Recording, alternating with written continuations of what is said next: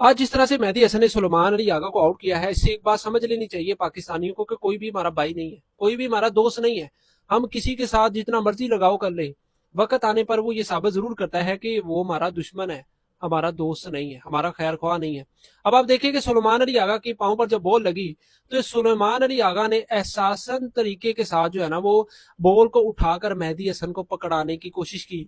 ठीक है, इसके अंदर कोई बुरी बात नहीं थी, लेकिन मेहदी हसन ने इस मौके का फायदा उठाया। देखा कि सुलेमान अली आगा अपनी लकीर से, अपनी हदूद से बाहर है, मेरे पास मौका अच्छा है, मैं इनकी विकेट लूं और इनके रन्स को जो है ना वो रोकूं और इनकी टीम को आउट कर दूं। और फिर हमने देखा कि ऐसा ही हुआ।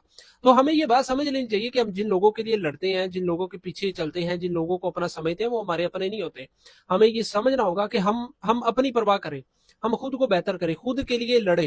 क्योंकि याद रखें, खेल के अंदर कोई भी आपका भाई नहीं होता, लड़ाई के अंदर कोई आपका दोस्त नहीं होता।